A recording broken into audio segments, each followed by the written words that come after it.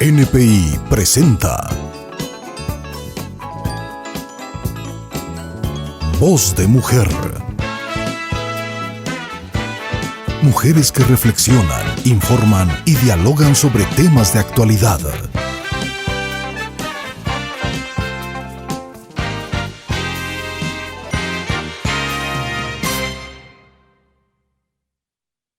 Hola, ¿qué tal? Bienvenidos, bienvenidas a este nuestro programa Voz de Mujer. Y saben que decimos nuestro porque solamente en conjunto, ustedes desde casa, nuestras invitadas y sus anfitrionas podemos hacer el programa Voz de Mujer.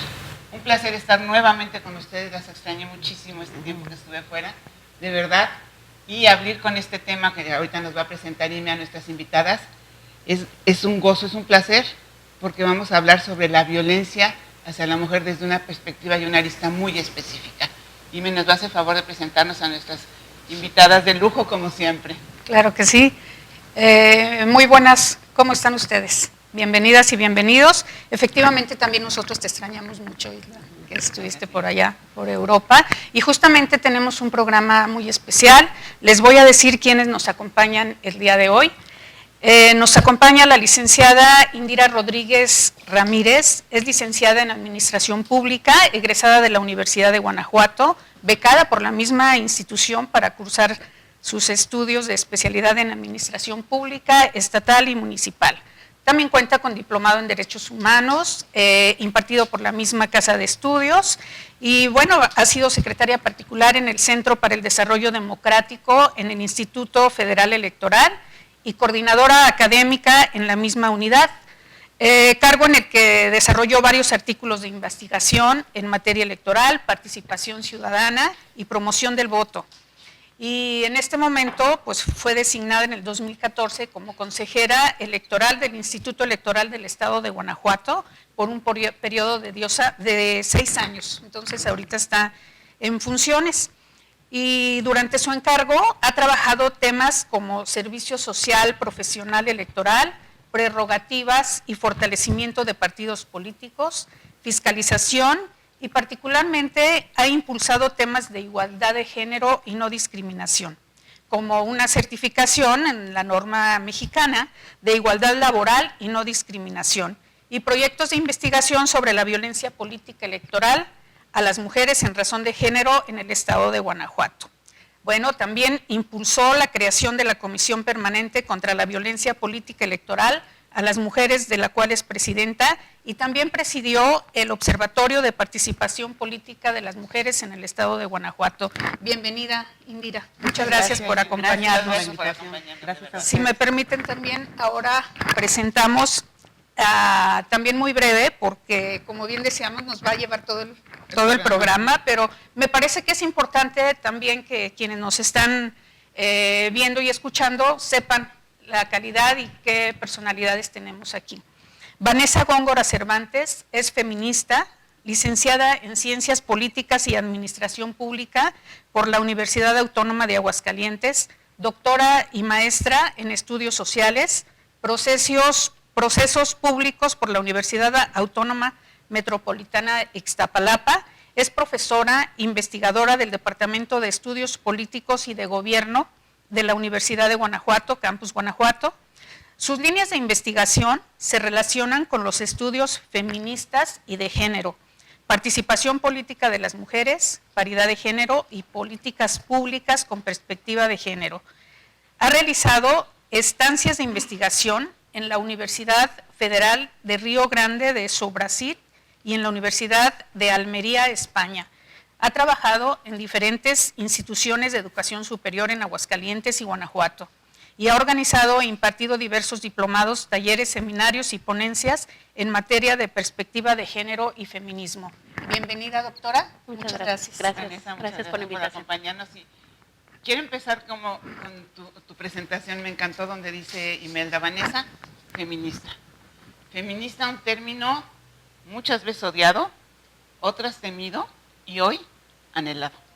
Así es. Muchas mujeres inclusive que antes rechazaban el ser feministas o decían, no, yo no soy feminista, hoy se asumen o nos asumimos como feministas a partir de todo un movimiento que nos está llevando a reconocer la necesidad de reconocernos como feministas. ¿Qué te ha implicado a ti, Vanessa, definirte como feminista y desde cuándo te defines como feminista?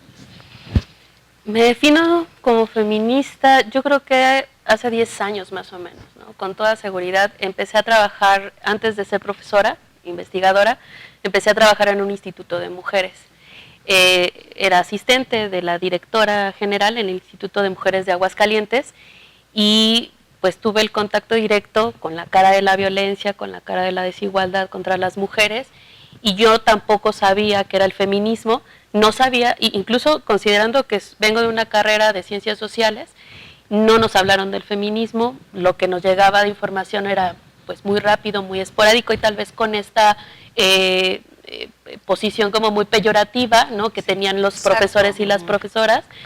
Y entonces cuando yo ya trabajo ahí, entiendo de qué se trata todo eso. Cuando empiezo a trabajar en la Universidad de Guanajuato, yo sabía que tenía que hacer algo con perspectiva de género. De hecho, así llegué con esa carta de presentación diciendo que yo tenía conocimientos de perspectiva de género, pero poco a poco fui aclarando más el posicionamiento que yo quería tener. Y ahora yo, por ejemplo, soy profesora de teoría política feminista. Y es yo creo que es una de las cosas más interesantes que se puede hacer, ¿no? Decir, sí tengo un posicionamiento, y quiero que, a diferencia de lo que yo viví en la licenciatura, que mis estudiantes sí tengan esa formación feminista. ¿Pero qué es feminista? Porque voy a esto, yo también lo veía así como que decías, ¿es feminista? Son las que están en contra de los hombres o para darle con todo a los hombres, y como que, bien dice Isla, como que eso no lo habíamos tenido muy claro. ¿Qué es ser feminista? Bueno, el feminismo es un movimiento y una teoría también, una ideología, si lo pueden considerar como desde esas tres aristas, que tiene muchísimo tiempo. Entonces, no sé, prácticamente desde hace 300 años ya podríamos hablar de feministas como tal, que estaban teniendo una incidencia, por ejemplo, para votar, ¿no? Para poder participar en aquella búsqueda de los derechos sociales, políticos que se estaban teniendo desde hace mucho tiempo. Entonces, feminismo como tal, pues hay muchos, ¿no? Pero si nosotros tuviéramos que dar una definición muy escueta, muy rápida, pues sería un movimiento, pero con un trasfondo obviamente de posicionamiento ideológico y de teoría y de mucho pensamiento intelectual de respaldo, pues que está a favor de la igualdad entre hombres y mujeres, ¿no? Obviamente lo de la igualdad empieza a ser como un tanto polémico porque hay también otros posicionamientos feministas que podrían decir, bueno, es que la igualdad nosotros no queremos ser iguales a los hombres, sino que queremos situaciones que superen ese mundo masculinizado, ¿no? Entonces, pero en breve podríamos decir que esa es la base, ¿no? Ser feminista es el reconocimiento de que no tenemos las mismas condiciones, hombres y mujeres, y que se puede hacer algo al respecto. ¿Y qué ha pasado? Que nos ha costado tanto trabajo entender que esa desigualdad, esa inequidad, en realidad lo que esconde es un fondo de violencia, ¿no? Porque hace un momento antes de entrar, hablábamos de algunas cosas que han venido evolucionando y que antes no nos dábamos cuenta que era violencia, y hoy la manera en que podemos vivir el ser mujeres, nos damos cuenta que de una u otra forma todas las mujeres hemos sido violentadas, en los derechos políticos, a lo largo de la historia, en nuestra función como seres humanos, como ser mujer, como ser persona, ¿no? ¿Qué ha pasado? ¿Qué ha hecho el movimiento feminista? El movimiento feminista se define por olas, ¿no? Hoy estaríamos viviendo una nueva ola, una nueva emergencia del feminismo por la violencia. Fíjate que a mí la clasificación de las olas no me gusta mucho, ¿no? Porque tiende a ser como todo, ¿verdad? En la vida, muy centralizada, ¿no? Por ejemplo, en la historia europea, en la historia anglo, ¿no? Entonces, pero bueno, si nosotros tuviéramos que definir lo de las olas, pues podríamos decir que sí, porque vaya, el concepto de ola sí tiene que ver con un auge y luego baja otra vez y un auge. Entonces yo creo que sí podríamos estar vislumbrando algo del auge, que yo no me atrevería a decir si es la tercera ola, si es todavía la tercera ola que ya tenía sus propias características, que tiene que ver con la interseccionalidad, que son muchos feminismos, que son el feminismo, el negro que ya tiene mucho tiempo existiendo, pero por ejemplo el feminismo comunitario, indígena, el feminismo de las lesbianas, o sea, hay demasiadas partes que cruzan pues esta desigualdad de género, ¿no? Entonces también está la clase, está la raza, y eso era parte de la tercera ola. No sé si todavía podríamos estar viviendo parte de esa tercera ola y con este auge que se está viendo con un matiz más globalizador, ¿no? O sea, porque en realidad lo que vemos es que estamos muy conectadas por medio de la tecnología y entonces tenemos conocimiento de todo lo que está pasando.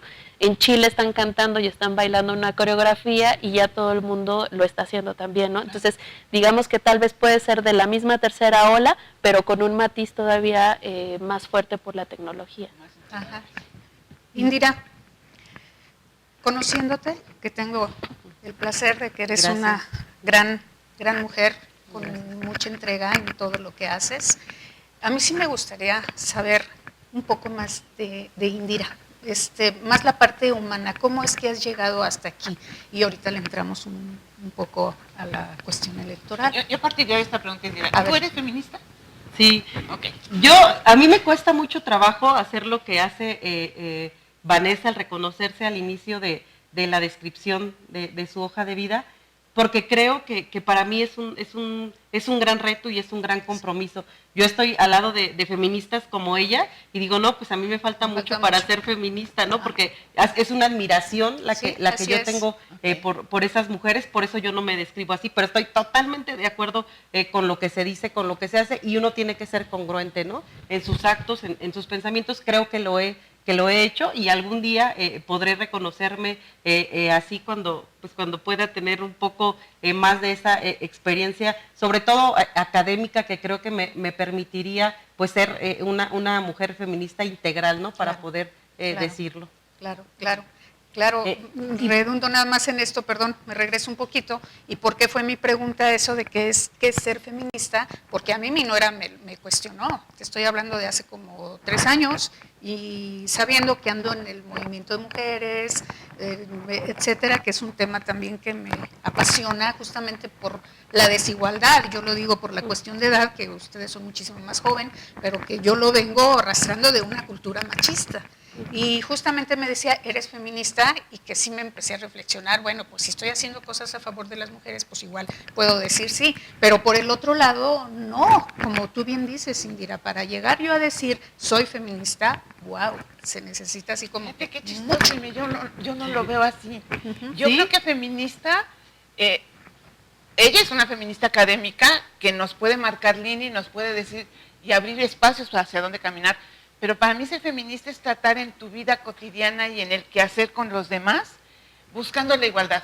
Que evidentemente para nosotros nuestra generación es totalmente diferente, pero para mí, yo me asumo como feminista sin tener la experiencia que tiene Vanessa, ni los conocimientos. Esa misma observación me la hizo alguien que fue mi jefa durante mucho tiempo, y cuando me hizo esa pregunta, ¿no?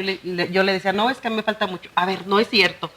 ¿Eres o no eres? Claro. Y tú sí eres. Entonces, ya va de esa espuma que tú tienes. Tú eres feminista y tienes que reconocer como tal. Porque si no lo haces, entonces es miedo, o ¿por qué no dices que eres feminista si en realidad lo eres? Y muchas personas te reconocen así, ¿no? Pero ese es claro, como yo lo veo, ¿no? Entonces, eres feminista, de closet.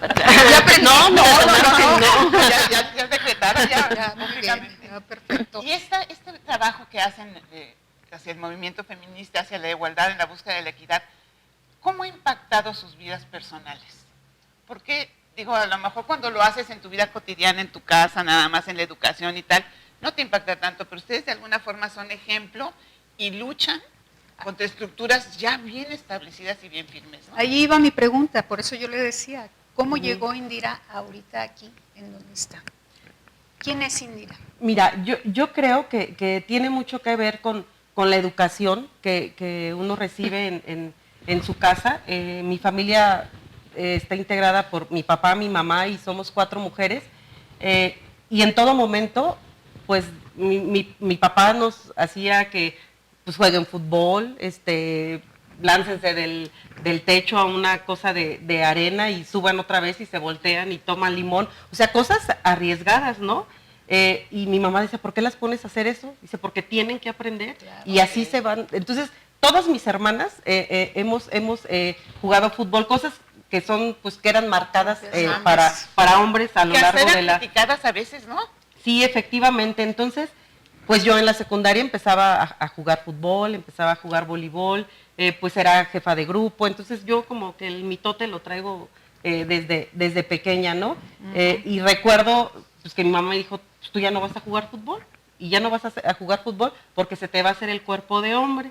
Dije, mira, yo no sabía que jugando fútbol se hacía el cuerpo de hombre. Obviamente ahí yo no reflexionaba así, entonces lo que yo hacía, pues era decirle, voy a jugar voleibol, porque yo estaba en las abejas de voleibol en la prepa, y en la mochila iba mi uniforme de fútbol, ¿no? Entonces me dice un día mi mamá, ¿cómo te fue en el voleibol? Y yo, no, muy bien. Y además yo escondía las medallas, ¿no? Se cacharon.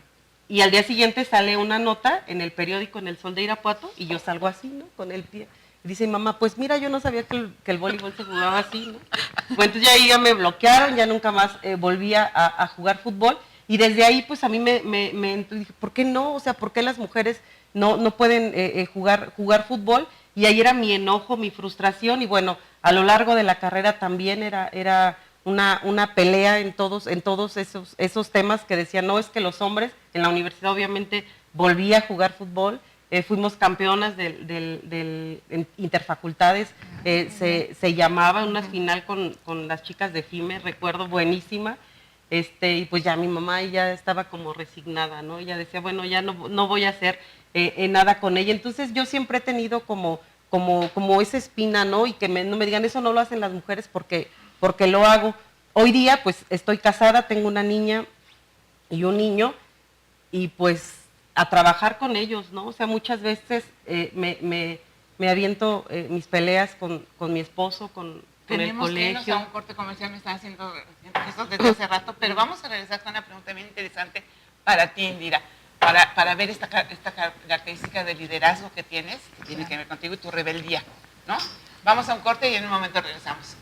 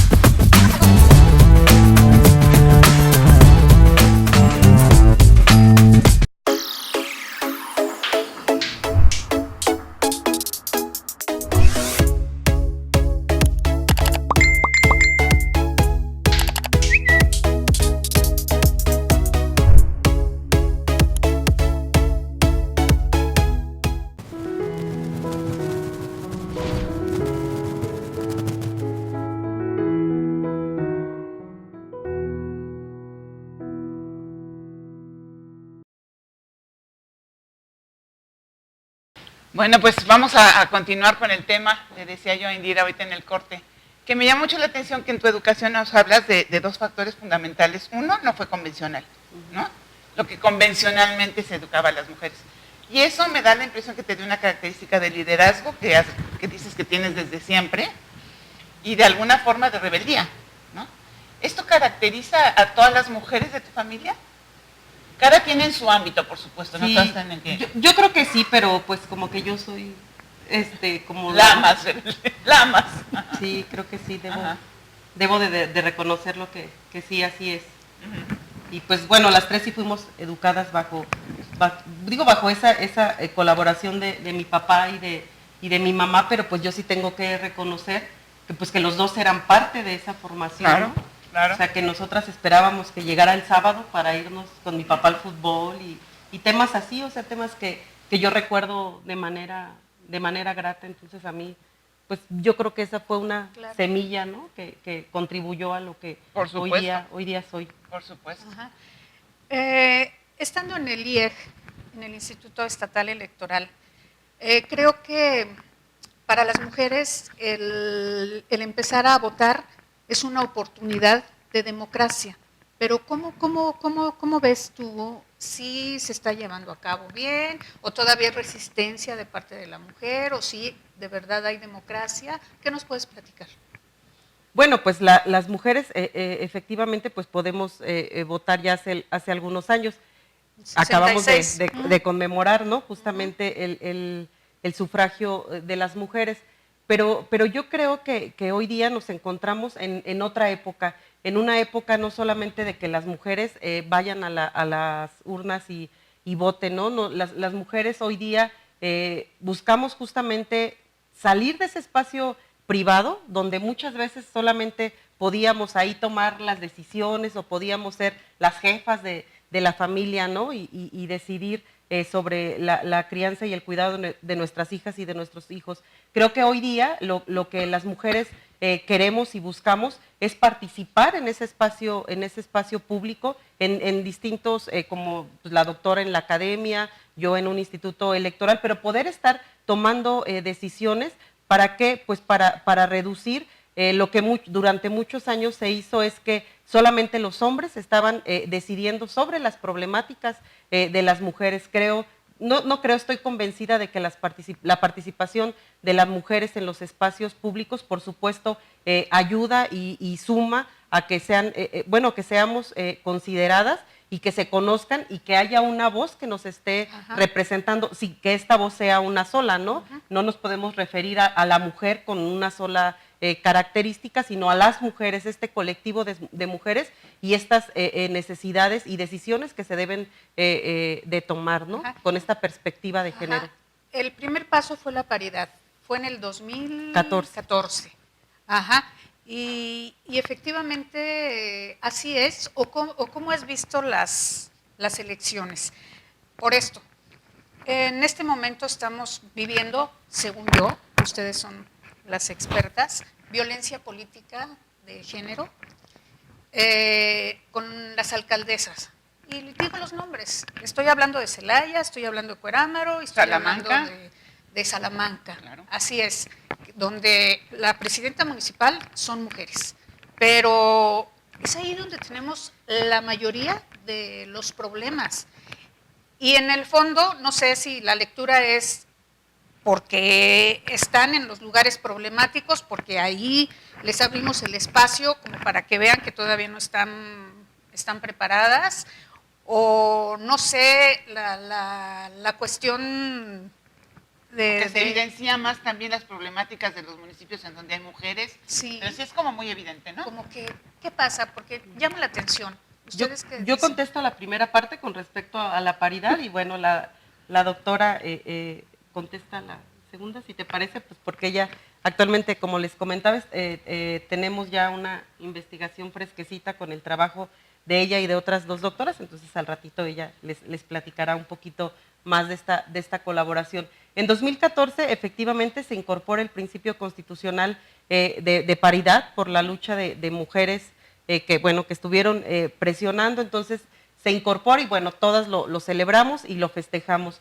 No obstante, creo que los partidos aún buscaban la forma de dar vuelta a esto, ¿no? Y argumentaban que si la elección consecutiva, que a lo mejor eso no le quitaba esta posibilidad a las mujeres de que efectivamente se incorporaran de manera igualitaria en el registro de las candidaturas. Nosotros en Consejo General hubo también algunos partidos que trataron de darle la vuelta a cumplimiento de este principio. Hoy día sabemos que no hay manera de darle vuelta, que el principio de paridad se debe de cumplir y que obviamente es responsabilidad de los institutos electorales pues velar porque esto se cumpla y que se cumpla de manera integral, es decir, que no mandemos mujeres a municipios o distritos perdedores y revisar muy bien estos lineamientos en materia de paridad que realizamos, que la doctora, ya hoy también hace varias observaciones. ¿Y quién elige a esas mujeres que van a ir también como representantes? Sí, efectivamente, porque son los partidos, ¿no? Me supongo. Sí, y la mayoría de los partidos. Pero ¿por qué no hay? Claro. Yo creo que mujeres sí. Ay, pero no está todavía toda la capacitación al igual que ellos. Sí, efectivamente. Además, la mayoría de los partidos, la mayoría de los militantes son hombres. por supuesto. No, Ah, ok. no siempre. A ver. No, A ver, o sea, yo podría decir que están muy cerca de la paridad en ¿Ya cuanto los a la partidos, integración. como los militantes? Sí, de los militantes. Ok. En cuanto va ascendiendo la jerarquía, pues obviamente va creciendo la proporción de hombres sobre mujeres, pero de militancia no. Y de hecho, ahorita que mencionabas, perdón por interrumpirte, Indira, lo de capacitación, a mí siempre me ha dado como mucha, no sé si coraje o como tener cierta duda sobre la palabra de capacitación, porque yo lo que he conocido, por lo menos, estamos hablando tal vez del 2014 para acá, pero tal vez un poco antes, yo he conocido mujeres súper preparadas, que estudian licenciatura, que tienen maestría, que tienen hasta doctorado, que tienen otras licenciaturas, especialidades, etcétera, y que aún así no se les considera capacitadas. La palabra capacitación, pues tal vez sea muy relativa en el sentido de que estás esperando de la capacitación, estás esperando que estén capacitadas en la manera de hacer política, de la forma en que como los hombres lo hacen, entonces no están capacitadas efectivamente, pero es una manera de hacer política, por ejemplo, que nosotros encontramos muchas veces en las entrevistas, pero también que lo hemos leído en investigaciones de otros espacios, que la política se hace en los bares, ¿no? O sea, se hace en espacios masculinizados.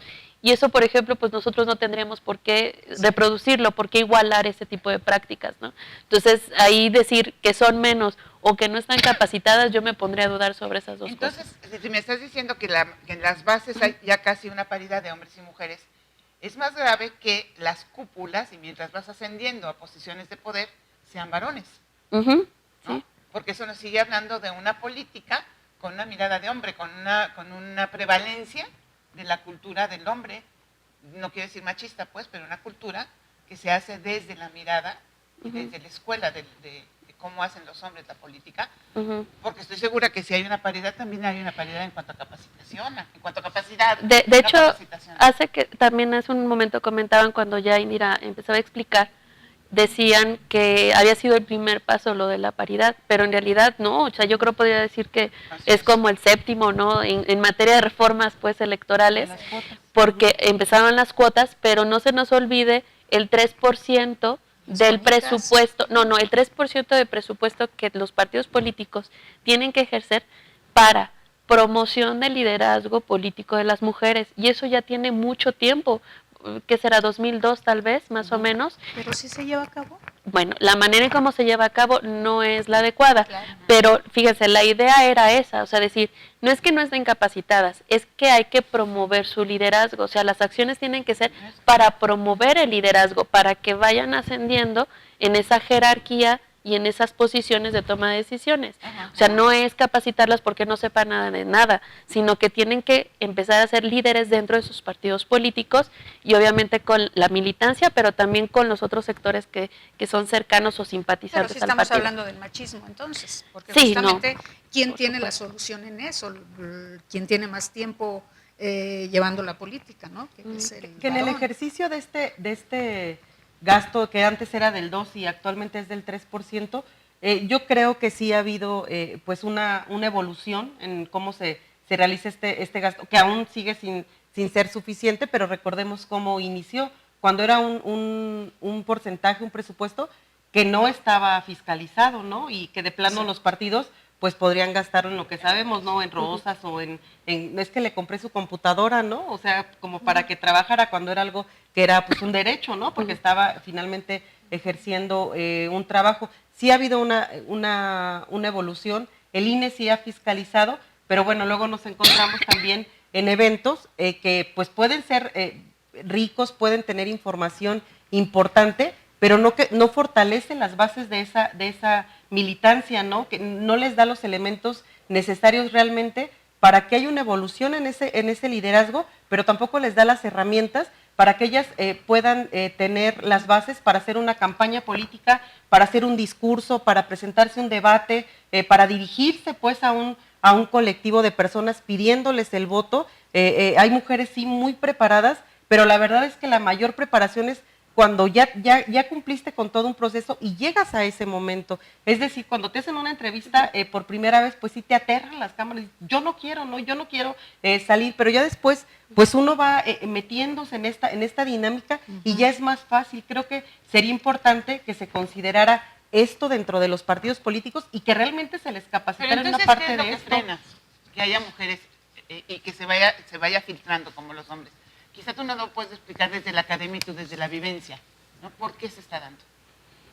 Tenemos mujeres capacitadas, tenemos mujeres muy preparadas, que hay suficiente militancia, ¿saben qué pasa? No quisiera verme muy radical como feminista, pero pues en realidad hay una resistencia. Yo en los estudios que estábamos haciendo con el IEG, lo refería como en varias partes, ¿no? Pero, por ejemplo, hay una creencia, son como mitos. Yo le llamaría mitos, pero que respaldan la resistencia de los partidos políticos a involucrar a las mujeres. Por ejemplo, que el electorado no va a votar por mujeres.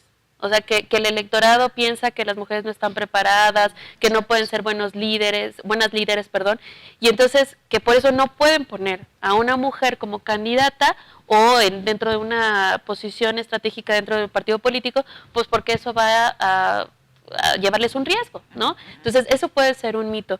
El otro mito es de hecho, que tú comentabas, ¿no? El decir, es que no hay a quién poner, ¿no?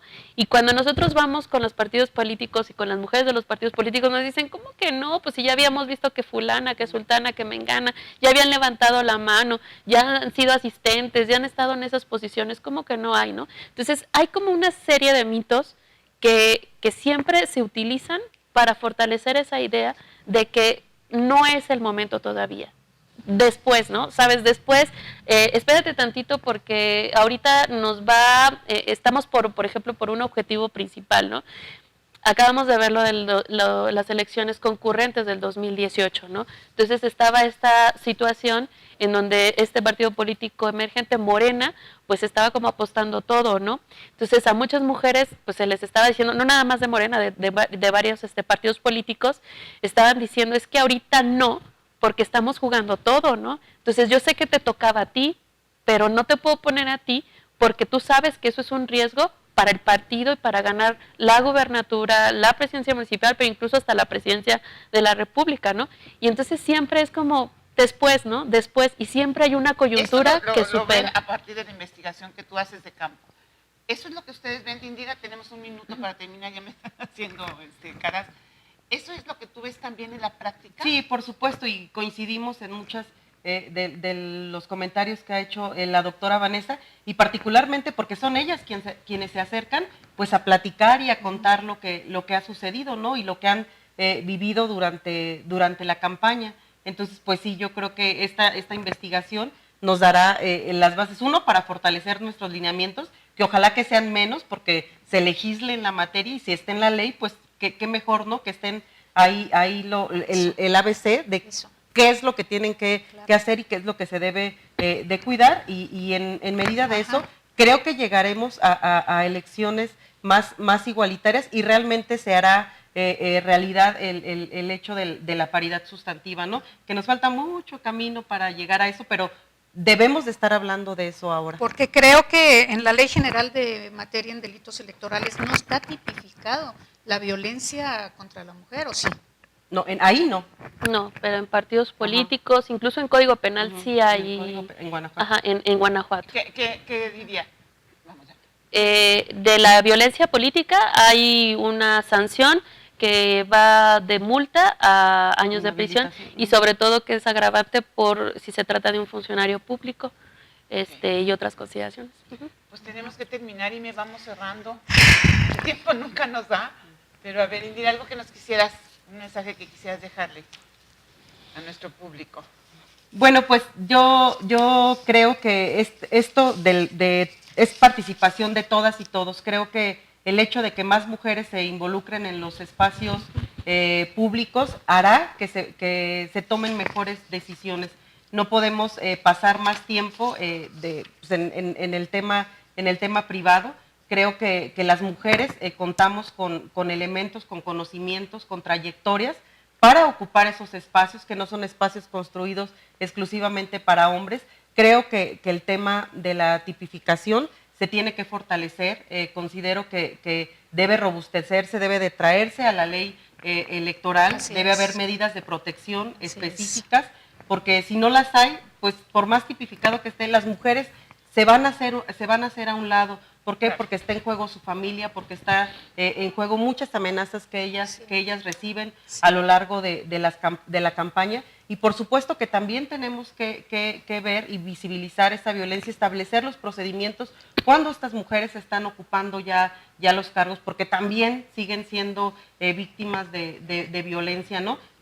Tenemos que trabajar con medios de comunicación, tenemos que se den cuenta aquí que las tienen mujeres... un espacio, Claro, que por quieran, supuesto. aquí tienen un espacio. Por supuesto. Mira, Claro que sí. Vanessa, ¿algún mensaje que quieras dejar?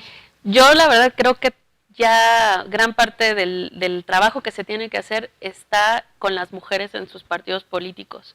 O sea, tenemos toda una lucha y toda una historia que tiene que ver con las reformas fuera para que ellas puedan ir avanzando dentro de los partidos políticos, pero yo creo que sí tienen que, esta palabra que muchas veces no gusta tanto, pero tienen que empoderarse también dentro de los partidos y tienen que apoyarse de otras mujeres, o sea, hacer organizaciones, lo que platicábamos, redes entre mujeres políticas, apoyarse con académicas, apoyarse con las consejeras electorales, y eso pues ayudaría muchísimo, ¿no? Porque hay hay discriminación, desigualdad y violencia que es compartida, y que esa vivencia en común puede llevar estrategias también en común.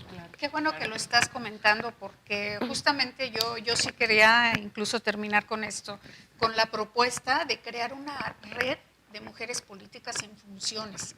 Seguramente que a lo mejor que hay, no sé, pero de las que están ahorita en funciones, de hacer esa sinergia de acompañamiento y demás, no sé ustedes cómo lo vean, si es posible, si ven que se puede. Que dejarlo para otra oportunidad, Sí, porque ya están sí, bailando allá. pero sí, que nos den Pero sí. tantito nada más, porque sí, yo quiero ver qué tanto la sociedad y la cultura ahorita está, en dónde se encuentran en este momento, si se está trabajando en ello o no. Las experiencias están, o sea, de hecho todos los logros que hemos tenido en materia de paridad y lo de violencia, yo podría decir que sin duda tienen la influencia de alguna red o agrupación de mujeres, ¿no? Pero sin duda, por ejemplo, en materia local, pues se puede fortalecer municipal, estatalmente, yo creo que todavía es un campo que se tiene que fortalecer. Y además como red, ¿no? Como decíamos antes, porque lo que sucede es que muchos grupos trabajan a lo mejor con la misma fuerza, pero no hay esta sinergia de la que nos hablaba Imelda.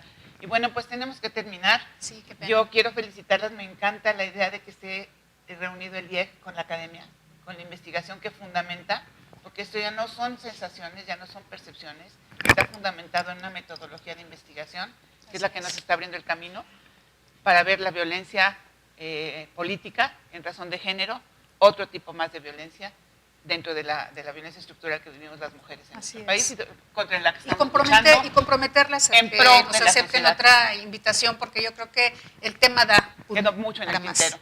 Muchísimas gracias. Los esperamos en la próxima entrega de nuestro programa Voz de Mujer. Muchas gracias.